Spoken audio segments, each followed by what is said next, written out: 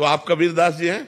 नहीं नहीं नहीं। फिर कबीरदास जी ने तो कहा कि अगर काशी में मरने से मुक्ति मिलती है, मैं मगहर में जाकर मरूंगा जहां मरने से नरक मिलता है। राम नाम मेरे रोम रोम में बसा हुआ है, मैं उसके प्रभाव से भगवान के धाम में जाऊंगा। आप विचार करके ध्यान दीजिए, अगर तुम कबीरदास जी की जैसी स्थिति प्राप्त किए होते तो तुम्हारा प्रश्न ही ना उठता जी।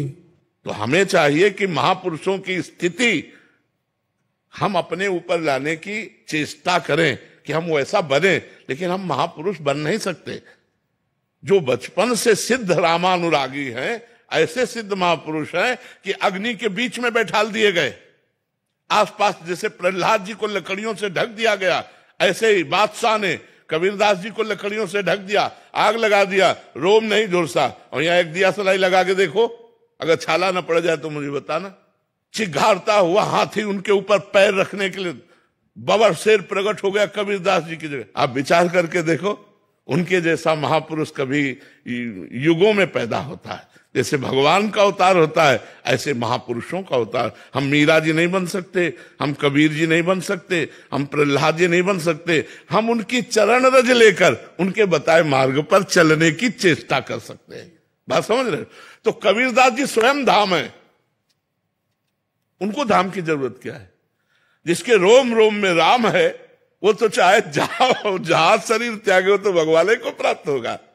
रोम रोम में राम रमे थे कबीरदास, रोम रोम ब्रह्ममय है, वो ब्रह्म स्वरूप थे। तो आप उनकी बात तो अपने जनरल में लाइए मती, वो तो बहुत ऊंची स्थिति के महापुरुष थे। तो भगवान के जो धाम बने हुए हैं, ये भगवान की कृपा है कि जैसे माया है सबको आकर्षित करके नरक ले जाती, तो भगवान के कुछ धाम महिमा में ऐसे बने कि अगर हम यहाँ शरीर छोड़ें भगवान का स्मरण करते हुए तो हमें भगवान की प्राप्ति हो जाए। इसमें भी भगवान का स्मरण प्रधान है। अगर आपने भगवान का स्मरण नहीं किया और किसी अन्य जीव का किया तो यहीं बनोगे, लेकिन कुत्ता बंदर सुअर यहीं के बनोगे, तुम्हें मोक्ष थोड़ी प्राप्त होगा। मोक्ष प्राप्त होगा भगवान के स्मरण करते हुए शरीर त्यागने से। अंत समय में जो हमारी स्मृति होती है वही हमारा काम करती है। तो अगर वो स्मृति आप एक ऊसर भूमि में, स्मशान में, आप कहीं भी शरीर छोड़े तो आपका कल्याण हो जाएगा, आपका मंगल हो जाएगा।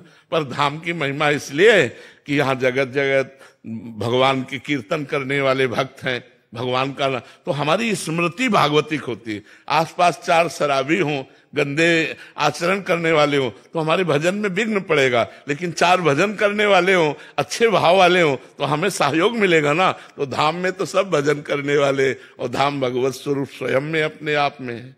ठीक है ना?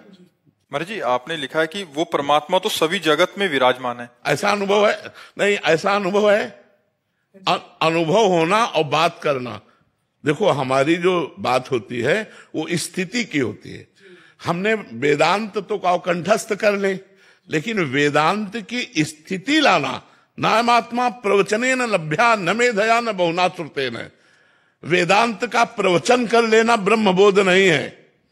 वेदांत का प्रवचन सुन लेना ब्रह्मबोध नहीं है। बहुत बुद्धिमान हो जाना ब्रह्मबोध नहीं है। ब्रह्मबोध तो एक अलग वस्तु है। जब आपको ब्रह्मबोध हो जाएगा तो आपके अंदर कोई प्रश्न नहीं होगा। ब्रह्मभूता प्रसन्नात्मा न सोचति न कांक्षति समाः सर्वेषु भूतेषु मद भक्तिम लभते पराम। वो अपने स्वरूप में स्थित, किसी को बताने की जरूरत नहीं। वो परमात्मा सब जगह व्याप्त है, वो आप हैं। अब बताने की जरूरत क्या, प्रश्न करने की जरूरत क्या है? समझ रहे? इसी का अनुभव करो, ईमानदारी से अनुभव करो। मनुष्य जन्म इसी के लिए मिला है कि आप उसी परमात्मा का स्वरूप है, आप कोई और नहीं है। किसी और परमात्मा की खोज नहीं करनी। अगर आप मान लो जैसे कबीर दास जी या बड़े महापुरुषों के, तो उन्होंने जब खोजा तो यहां पाया, कहीं बाहर से नहीं मिला। और जब यहां मिला तब बाहर भी देखो तो वही है, भीतर भी देखो तो वही, सर्वत्र वही रमा हुआ है, दूसरा कोई नहीं है।